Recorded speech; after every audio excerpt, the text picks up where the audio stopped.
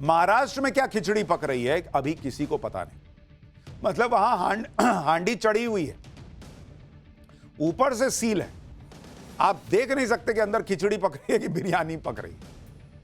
लेकिन इस खिचड़ी के साथ साथ एक रायता भी फैला है, और वो रायता है कांग्रेस का। कांग्रेस जो ईवीएम का इतना रोना रो रही है, वो पूरी तरह से आज एक्सपोज भी हो गई।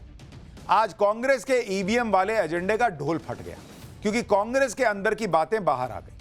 कांग्रेस को यह पता था कि महाराष्ट्र में पब्लिक उनके साथ नहीं है, इसलिए हार गए, तो ईवीएम का हल्ला मचाने लगे। ऐसा इसलिए क्योंकि महाराष्ट्र में मतदान होने से 1 महीने पहले यानी अक्टूबर में कांग्रेस ने कहा जा रहा है कि एक सर्वे कराया था। इस सर्वे में जो बातें लिखी हुई थी वो कांग्रेस के हंगामे की पोल खोल रही है।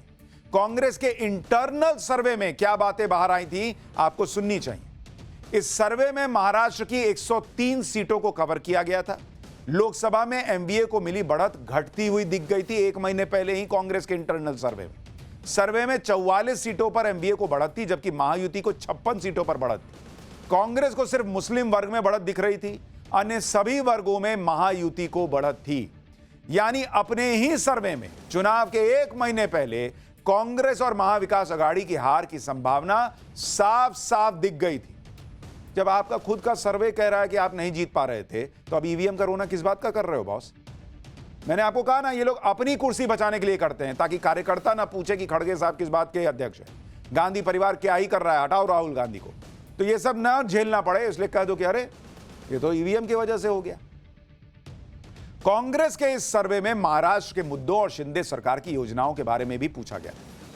कहा जा रहा है कि लाडकी बहन योजना के बारे में 88% लोग जानते थे इस सर्वे के मुताबिक, और 82% लोगों ने कहा कि लाडकी बहन योजना का लाभ उन्हें मिला है। 17% लोगों ने कहा कि इस योजना से वोटिंग प्रेफरेंस बदली है, योजना की वजह से महायुति को महिलाओं का समर्थन मिला। लाडकी बहन योजना लोकसभा चुनाव के बाद लाई गई थी, यह याद रखिएगा। जब लोकसभा में चुनाव हुए, बीजेपी को महाराष्ट्र में झटका लगा, तो तुरंत वहां पर जमीन पर काम हुआ, लाडकी बहन योजना लॉन्च हुई। बीजेपी ने लोकसभा चुनाव में महाराष्ट्र से झटका लिया, उससे सबक लिया, लेकिन कांग्रेस ने लोकसभा चुनाव में महाराष्ट्र जीतकर भी कोई सबक नहीं लिया। यही फर्क है दोनों पार्टियों। ईवीएम को लेकर कांग्रेस के इस हंगामे पर कांग्रेस में ही एक राय नहीं बन पा रही। कांग्रेस के कई कार्यकर्ताओं और नेताओं का मानना है कि पार्टी सब कुछ जानते हुए जानबूझकर ईवीएम पर दोष डाल रही। महाराष्ट्र में कांग्रेस के इंटरनल सर्वे से जुड़े एक नेता के मुताबिक कांग्रेस आलाकमान को पता था कि महाराष्ट्र में पार्टी पिछड़ रही, महाराष्ट्र में महायुति को महिलाओं का समर्थन बढ़ रहा है। सर्वे का पूरा डेटा आलाकमान के पास था, फिर भी ईवीएम को दोष दिया जा रहा है। दरअसल ये महाराष्ट्र के नेताओं के साथ आलाकमान को भी सूट करता है, इससे वो जवाबदेही से बच रहे हैं। और ये बात तो हम आपको पहले दिन से कहते आ रहे हैं कि ये जो अडानी के नाम पे शोर मचा रहे हैं, संसद नहीं चलने दे रहे हैं, ईवीएम का हल्ला मचा रहे हैं झूठ मूठ का, ये सब स्टंटबाजी है, जिससे महाराष्ट्र की हार पर कोई इनसे सवाल ही ना पूछ पाए। क्योंकि महाराष्ट्र की हार पर बात तो होगी, तो फिर सवाल उठेगा कि राहुल गांधी का काम क्या है भाई इस पार्टी में, खड़गे का काम क्या है?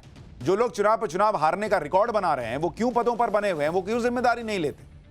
इसी में नरेंद्र मोदी को रख कर देख लीजिए। लोकसभा चुनाव में झटका मिला तो कोई बहाना नहीं बनाया, अंदर ही अंदर चुपचाप काम किया, पूरी मेहनत की और पूरा कमबैक कर दिया। लेकिन आप सोचिए, नरेंद्र मोदी हरियाणा जीते, फिर महाराष्ट्र जीते कि इंडी गठबंधन की छुट्टी कर दी। लेकिन इंडी गठबंधन और खासतौर पर कांग्रेस कितने ही चुनाव हार जाए, वो लोग लोड नहीं लेते। महाराष्ट्र के नतीजे आने से पहले अडानी का उन्होंने मुद्दा उठाया, जिससे महाराष्ट्र के नतीजों के बजाय अडानी पर चर्चा हो। महाराष्ट्र के नतीजे आने के बाद ईवीएम का मुद्दा उठाया, जिससे कांग्रेस की हार, राहुल की जवाबदेही की चर्चा ना हो। यह है कांग्रेस का मिशन, राहुल गांधी को बचाओ, और इसके लिए वो सारी चीजें कर रहे हैं। संसद के विंटर सेशन में कांग्रेस लगातार हंगामा कर रही है, कभी संबल, कभी अडानी के मुद्दे पर, साथ ही संबल के मुद्दे पर भी हंगामा हो रहा है, जिसकी वजह से संसद में काम नहीं हो पा रहा। और यह हाल संसद के दोनों सदनों यानी लोकसभा और राज्यसभा का है। आज संसद की कार्रवाई के दौरान जब हंगामा हुआ, तो लोकसभा स्पीकर ओम बिड़ला ने बहुत समझाने की भी कोशिश की, लेकिन विपक्ष माना ही नहीं, क्योंकि उनको मानना है ही नहीं। देखिए एक बार क्या हुआ सदन में।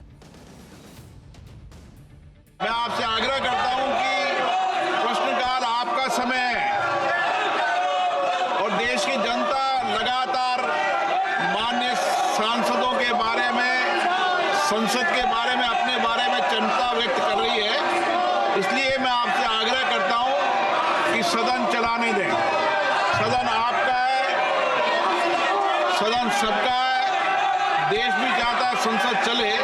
मैं आग्रहपूर्वक करता हूं आप जाएं, मैं आपको हर विषय, हर मुद्दे पर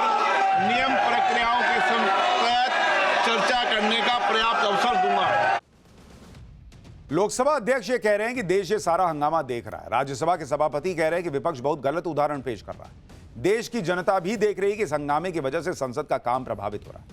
आप खुद देखिए, 4 दिन में लोकसभा मात्र 54 मिनट चली है बॉस। 1 घंटे भी नहीं चल पाई लोकसभा इन लोगों की वजह से। और 4 दिन में राज्यसभा 81 मिनट चली है, यानी दोनों सदनों में मात्र 5% काम हुआ है 4 दिन। और हर बार का यही हो गया, हर बार का। लगातार हार के बाद आज कांग्रेस वर्किंग कमेटी की एक बैठक हुई। सारे बड़े नेता शामिल हुए। इस बैठक में कांग्रेस अध्यक्ष मल्लिकार्जुन खड़गे ने जो कहा, उसने पूरी कांग्रेस को ही एक्सपोज कर दिया। मल्लिकार्जुन खड़गे ने ईवीएम के मुद्दे को एक तरह से खारिज कर दिया, अडानी के मुद्दे को खारिज कर दिया, साफ कर दिया कि कांग्रेस अंदरूनी फाइट की वजह से हारती है। मल्लिकार्जुन खड़गे ने कहा कि साथियों, 2024 के लोकसभा चुनाव परिणाम के बाद कांग्रेस पार्टी ने नए जोश खरोश के साथ वापसी की थी, लेकिन उसके बाद हुए 3 राज्यों के चुनावी नतीजे हमारी उम्मीदों के अनुरूप नहीं रहे। हमारा परफॉर्मेंस बिलो एक्सपेक्टेशन रहा। हमें तुरंत चुनावी नतीजों से सबक लेते हुए संगठन के स्तर पर अपनी सभी कमजोरियों और खामियों को दुरुस्त करने की जरूरत है। सबसे अहम बात जो मैं बार बार कहता हूं कि आपसी एकता की कमी और एक दूसरे के खिलाफ बयानबाजी हमें काफी नुकसान पहुंचाती है। जब तक हम एक होकर चुनाव नहीं लड़ेंगे, आपस में एक दूसरे के खिलाफ बयानबाजी का सिलसिला बंद नहीं करेंगे, तो अपने विरोधियों को राजनीतिक शिकस्त कैसे दे सकेंगे। सबको यह सोचने की दरकार है कि कांग्रेस पार्टी की जीत में ही हम सब की जीत है और हार में हम सब की हार। पार्टी की ताकत से ही हमारी ताकत है। साथियों, चुनाव में माहौल हमारे पक्ष में था, लेकिन केवल माहौल पक्ष में होना भर जीत की गारंटी नहीं है। हमें माहौल को नतीजों में बदलना सीखना होगा। क्या कारण है कि हम माहौल का फायदा नहीं उठा पाते? इसलिए हमें पर्याप्त मेहनत करने के साथ समयबद्ध तरीके से रणनीति बनानी होगी। हमें अपने संगठन को बूथ लेवल पर मजबूत करना होगा। ये सारी बातें मल्लिकार्जुन खड़गे ने कही हैं सीडब्ल्यूसी की बैठक। वहां क्यों नहीं बोले ईवीएम की वजह से हुआ? वहां क्यों नहीं बोले बैलेट पेपर? यानी अंदर अंदर सब पता है ना बॉस, तो फिर बाहर देश को गुमराह क्यों करते हैं ये लोग? मल्लिकार्जुन खड़गे ने कहा कि कई राज्यों में हमारा संगठन अपेक्षा के अनुरूप नहीं है। संगठन को मजबूत बनाना हमारी सबसे बड़ी जरूरत है। कांग्रेस अध्यक्ष की इन बातों का निचोड़ यही है कि ईवीएम पर दोष देने से अच्छा है कि खुद के अंदर झांको और एक हो तभी सेफ हो। यानी मोदी योगी का नारा इनको भी समझ में आने लगा एक तरीके से।